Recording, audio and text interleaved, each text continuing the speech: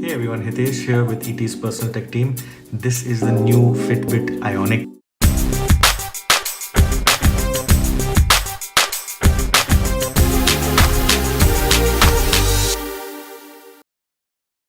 Now the Fitbit name is synonymous with fitness trackers, but this is a little bit of a departure. This is their first smartwatch. Now some of you may know that Fitbit acquired Pebble in 2016, and so the Ionic is their first smartwatch actually, and it uses the Pebble platform.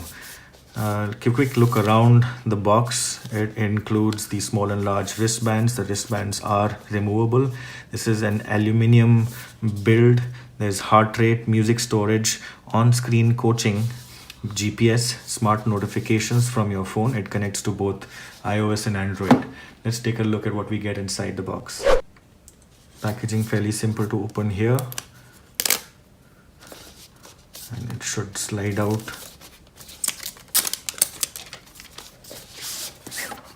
There you go.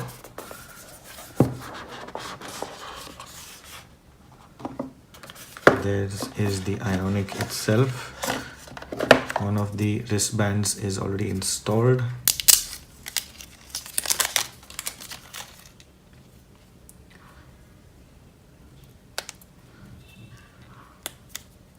Fairly chunky, nice wristband. This is the rubber version. There is also a leather option, I believe. This one is waterproof if you're interested in taking the device for a swim. Let's see what we get. This is the setup guide. There is a small wristband here. If you have smaller wrists, you can use this one. Both sides have to be swapped out. And this is in a sealed bag, what looks like the charging cable. This should magnetically attach at the bottom over here. Yeah, quite easy. Works both ways. So when you need to charge the Ionic, you plug in one end to the USB, the other end magnetically attaches over here. You can also see the heart rate sensor on the back of the Ionic here. So let's take a quick look at the watch itself.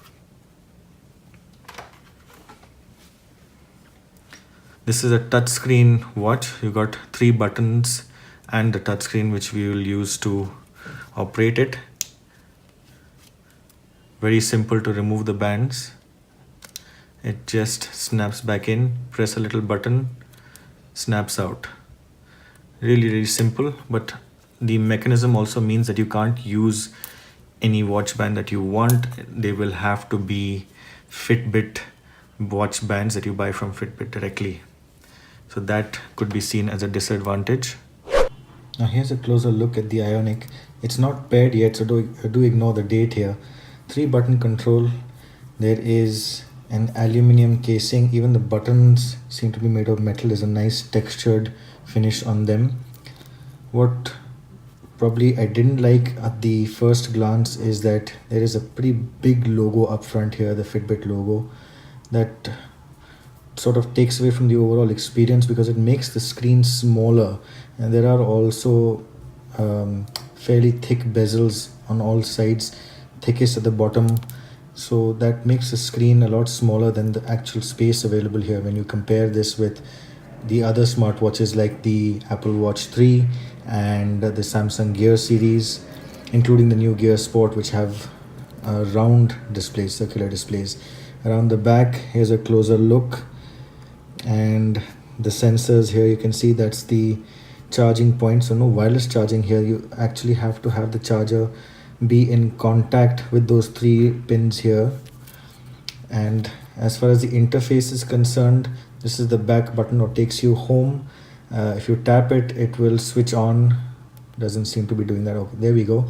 Shows you the time, distance, calories. You press this button to go into the workouts. So there is run, bike, swim, so on and so forth. You can also customize those workouts. Press this to go back and back to the home screen. You can also cycle between your steps, heart rate, calories burned. So fairly simple interface here. A little slow to respond, I would say, especially when compared to the Tizen Samsung smartwatches and the watchOS Apple smartwatch. So that is a disadvantage here. Obviously, there won't be as many apps as well for this platform. It's fairly new. The company should work on that to get all the apps upfront. As far as the other features go, it has 1,000 nit brightness screen, so really bright, good for outdoors. It's an IPS. It's 384 by 250 pixels.